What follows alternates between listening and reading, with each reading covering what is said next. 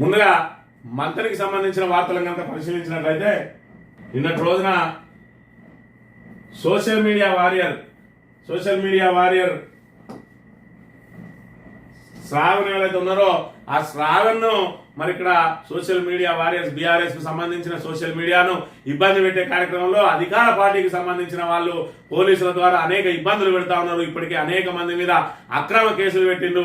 మరి అది జాలదన్నట్టు నిన్నటి రోజున మరి ఏకంగా హైదరాబాద్ సైబర్ క్రైమ్ నుంచి పెట్టి రాత్రి ఖానాపూర్ లో వాళ్ళ అత్తగారింటి కాడ ఉంటే ఈ శ్రావణ్ రాత్రే మరి హైదరాబాద్ పట్టుకొని వెళ్ళిండు. దాంతో మరి నిన్నటి రోజున పుట్టా మధుకర్ గారు మరి ఉటావుటిన హైదరాబాద్ బయలుదేరి బీఆర్ఎస్ లీగల్ సెల్ వాళ్ళను మరి ఇక్కడ అప్రమత్తం చేసి వాళ్ళతోటి మరి ఇక్కడ ఏదైతే వీళ్ళు అన్ని కూడా ఈ సెక్షన్లు అన్ని కూడా మరి 5 సంవత్సరాల లోపు శిక్ష పడేటి డైరెక్ట్ మరి ఇక్కడ అక్కడ కేసు నమోదు చేసినా కూడా నోటీసు పంపించి మరి హైదరాబాద్ రమ్మని పిలిచి నోటీస్ ఇచ్చి పంపించే కేసును మరి ఏదైతే కావాలని ఇబ్బంది పెట్టాలని పొద్దుటి నుంచి సాయంత్రం వరకు నానా రకాలుగా మరి ఏదైతే ఇంటరాగేషన్ పేరుతోటి ప్రశ్నల పేరుతోటి మరి ఆయనను మానసికంగా ఇబ్బంది పెట్టే ప్రయత్నం చేసి చివరికి కోర్టులో హాజరుపరిస్తే కోర్టు మరి ఇక్కడ ఆయనకు బెయిల్ ఇచ్చి పంపించింది. మరి ఇక్కడ చూసుకున్నట్లయితే ఇదే అంశం మీద ఆల్రెడీ 2 కేసులు ఆల్రెడీ ఇక్కడ కాటారంలో కేసు నమోదైంది 27/5/2025 రోజున మరి ఇక్కడ అంగోతు సుగుణ అని ఆమె ఆల్రెడీ కంప్లైంట్ చేస్తే మరి ఇక్కడ క్రైమ్ నెంబర్ 96 ద్వారా 353/2 296/B 79 BNS 67 IT యాక్ట్ ద్వారా 2008 యాక్ట్ ద్వారా ఆల్రెడీ కేసు నమోదైంది. ఇదే అంశం మీద మళ్ళీ ఇక్కడ 25వ తేదీన సేమ్ మళ్ళీ ఇక్కడ ఎవరో సజ్జన్ కైలాష్ అట మరి పిసిసి టిపిసిసి మరి సోషల్ మీడియా ఇన్ఛార్జ్ అట ఆయన సోషల్ మీడియా కార్యదర్శి ఆయన ఇచ్చిన ఫిర్యాదుకు 67 IT యాక్ట్ 61 79 197 352 353/1/B 356 BNS ద్వారా కేసు నమోదు చేసి నిన్నటి రోజున రిమాండ్ చేసే సమయంలో మరి ఇన్ని సెక్షన్లు పెట్టినా బెయిల్ వస్తుందేమో అని చెప్పి అడిషనల్ గా 238 అనే సెక్షన్ కూడా యాడ్ చేసి నిన్నటి రోజున మరి కోర్టు ముందు హాజరుపరిస్తే మరి ఆ కోర్టు 50,000 పూచీకత్తు ద్వారా మరి ఇక్కడ షూరిటీ తీసుకొని ఆల్రెడీ బెయిల్ ఇచ్చిన పరిస్థితి మనం ఇక్కడ గమనించాలి. మరి ఇక్కడ చూసుకున్నట్టయితే సోషల్ మీడియా వాళ్ళను ఇబ్బంది పెట్టుడు కాదు అంటే ప్రజా సమస్యల మీద ప్రశ్నిస్తే మరి ఈ రకంగా నానా ఇబ్బందులు పెడతా ఉన్న పరిస్థితిని మనం చూడవచ్చు. మరి ఇక్కడ ఏ విధంగా అయితే శ్రావణ్ ఇబ్బంది పెట్టిందో ఇక్కడ బీఆర్ఎస్ లీగల్ సెల్ మరి ఇక్కడ లీగల్ సెల్ విభాగం అంతా కూడా అండగా నిలిచి మరి అక్కడ వెంట ఉండి బెయిల్ ఇప్పించిన పరిస్థితి. మరి ఇక్కడ పరిస్థితిని కనుక చూసుకున్నట్టయితే ఇక్కడ వల్గర్ కామెంట్ పెట్టిండు అని చెప్పి మరి ఇక్కడ ఇబ్బంది పెట్టే ప్రయత్నం చేసిండు.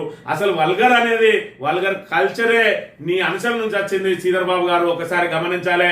మరి నీ ఏదైతే చెంచాగాళ్ళు ఏం మాట్లాడుతా ఉన్నారో మరి ఇక్కడ 5 సంవత్సరాలు ఎమ్మెల్యే చేసిండు, 5 సంవత్సరాలు మరి ఇక్కడ జడ్పీ చైర్మన్ గా చేసిండు, వాళ్ళ భార్య sarpanch MPTC sarpanch municipal chairperson చేసింది, అదే విధంగా ఆయన ఎంపీపీగా జడ్పీటీసీగా చేసిండు. ఇన్ని సంవత్సరాలు రాజకీయాల్లో ప్రజా జీవితంలో ఉన్న వ్యక్తిని ఏ విధంగా మాట్లాడుతా ఉన్నారు నీ అనుసర గణం. ముందు నీ అనుసర గణంను నోరు మూయించుకోవాలి. అసలు ఇక్కడ వల్గర్ కల్చరే కాంగ్రెస్ ద్వారా ప్రారంభమైంది. గతంలో చూసుకున్నట్టయితే బీఆర్ఎస్ అధికారంలో ఉన్న రోజు కూడా నీచమైన వ్యాఖ్యలు చేసింది నీ అనుసరులు అనే విషయాన్ని గమనించాలి. నీ ఏదైతే నీ కుక్కలు ఏ విధంగా మరుగుతున్నాయో ఒకసారి సోషల్ మీడియాను చూడు. మరి ఇక్కడ జనాలు చూస్తా ఉన్నారు ఎవరు వల్గర్ గా మాట్లాడుతూ ఉన్నారు. అధికార మదంతో మనం ఎన్ని మాట్లాడినా కూడా మనకు ఏమి కాదు అని మరి ఇక్కడ బలుపెక్కి ఆ బలుపు వ్యాఖ్యలు ఎవరు చేస్తా ఉన్నారో ఒక్కసారి గమనించాలి. మంత్రి ప్రజలందరూ కూడా బేరేజ్ చేసుకోవాలి. అధికారం ఉన్నదని చెప్పి పోలీసులు మా చెప్పు చేతులలో ఉన్నారని చెప్పి వాళ్ళు తిడితే కేసులు అయితే మేము తిడితే బారాపూర్ మాఫీ మా వైపు చూడడానికే పోలీసులు మరి ఇక్కడికి రారు, మా ముఖం కూడా చూడరు. మేము ఎంత తిట్టినా ఆఖరికి సింగరేణి ఎస్సీ సంబంధించిన అధికారిని కొడితేనే మా మీద కేసులు నమోదు కాలేదు. మరి పోలీసులు అందరూ మా చెప్పు చేతులలో ఉన్నారు. మా సారు మేము కొట్టొచ్చినా కూడా అవసరమైతే ఆయన మీద కేసు పట్టు అని చెప్తాడు. అసొంటి మరి ఇక్కడ మేము ఏదైతే నియంత పాలన నడుస్తా ఉన్నామని చెప్పి విర్రవీగుతా ఉన్నారు. కానీ జనం చూస్తా ఉన్నారు మీ నియంత పాలన, నేనేం మాట్లాడతలేను, నా నోట నుంచి నేను ఎవరిని ఏమంటలేను, కింద వాళ్ళే కొట్టాడుకుంటానంటే ఇప్పుడు జనం పిచ్చి జనం కాదు, ఇదంతా నువ్వే నడిపిస్తాను, నీ తమ్ముడే నడిపిస్తా ఉన్నాడు. నిన్నటి రోజున కూడా ఆయన ఇబ్బంది పెట్టడానికి సోషల్ మీడియా ఖాతాలన్నింటినీ కూడా ఓపెన్ చేసి స్క్రీన్ షాట్లు కూడా పెట్టించుకున్న సంగతి పూర్తిగా బట్టబయలైంది. మరి ఏ రకంగా రకంగా మీరు పోలీసులను అడ్డం పెట్టుకొని అధికారాన్ని అడ్డం పెట్టుకొని ప్రతిపక్ష పార్టీలను మరి ఇక్కడ ఆర్థికంగా మానసికంగా ఇబ్బంది పెట్టడానికి ఏ విధంగా ప్రయత్నం చేస్తా ఉన్నారు తెలంగాణ ప్రజలందరూ కూడా గమనిస్తా ఉన్నారు. నీ చెంచగాళ్ళు ఏ విధంగా మరి తీవ్రమైన వ్యాఖ్యలు చేస్తా ఉంటారు. బ్రోకర్ అంటా ఉన్నారు, వాడంటా ఉన్నారు, వీడంటా ఉన్నారు, గాజులు పంపిస్తా అంటా ఉన్నారు. ఇక్కడ ఎవరు గాజులు వేసుకోవడానికి సిద్ధంగా లేరు. మరి ఇక్కడ నువ్వు కేసులు మాత్రమే పెట్టగలుగుతావు. మరి నీకు పోలీసులు ఉంటే మాకు కోర్టులు ఉన్నాయనే విషయాన్ని కూడా గమనించాలి. నువ్వు పోలీసులతో ఎన్ని అక్రమ కేసులు పెట్టించినా బీఆర్ఎస్ లీగల్ సెల్ అండగా నిలవడానికి సిద్ధంగా ఉన్నది. మరి ఇక్కడ 3 సంవత్సరాల తర్వాత మరి ఇలాంటి పరిస్థితులే మీకు కూడా పునరావృతమైతే అనేది మరి మీ అనుచరులు కూడా ఒకసారి ఆలోచన చేసుకోవాలి. వీలైతే ప్రజాసేవలో పోటీ పడండి. బీఆర్ఎస్ మరి ఇక్కడ 10 సంవత్సరాల కాలంలో ఏమేం చేసిందో దానికి పోటీ పడండి. బీఆర్ఎస్ నాయకులు స్థానికంగా మరి ఇక్కడ స్థానికులకు ఏ విధంగా సాయం చేసిర్రు, మాట సాయం అయితేంది, పంచాయతీలో అయితేంది, అధికారుల దగ్గరికి వెళ్ళడంలో అయితేంది.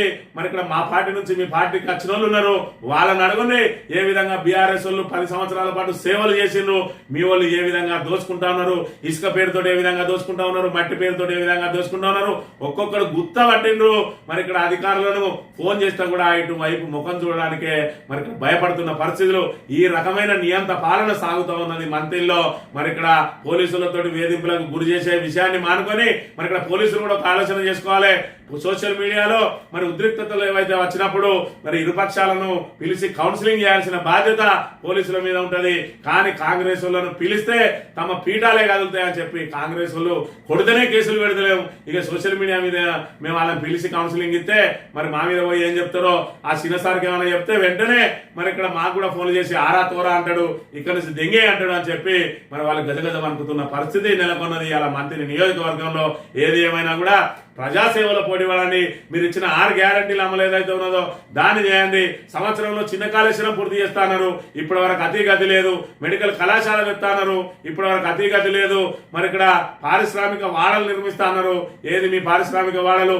ఇప్పటి వరకు 17 నెలల కాలంలో ఒక్క పరిశ్రమ లేదు, ఒక్క ఉద్యోగం ఇవ్వలేదు. మరి ఇక్కడ దాని మీద దృష్టి పెట్టండి. మంత్రి ప్రజల ప్రేమను కొనుక్కోండి, ప్రేమను పొందండి. కానీ ఓట్లప్పుడు మేము నోట్లతోటి కొనుక్కుంటామని అంటే ప్రజలు కూడా మరి అన్ని అర్థమవుతా ఉన్నాయి. మరి గతంలో ఏం జరిగింది, మొన్నటి ఎలక్షన్లలో ఏం జరిగింది, మరి బీఆర్ఎస్ అధికారంలో ఉంటే ఏ విధంగా ఉన్నది, ఈరోజు కాంగ్రెస్ అధికారంలో ఉంటే ఏ విధంగా ఉన్నది అనేది మరి ఇక్కడ తెల్లమైంది. కాబట్టి ఇంకా పోలీసులతోటి బీఆర్ఎస్ నాయకుల కార్యకర్తల నోరులు ముగించడం కాకుండా మరి ఇక్కడ మీరు కూడా ప్రజాసేవలో పోటీ పడాలి. మా కార్యకర్తలు ఏ విధంగా అయితే ప్రజలతోటి మమేకమైనరో మీరు పోలీసులతోటి మమేకం కాదు, ప్రజలతోటి మమేకం కానీ, లేదంటే ఖచ్చితంగా 2014 రిజల్ట్ రిపీట్ కాబోతా ఉన్నాయనే విషయాన్ని గుర్తుంచుకోవాలి.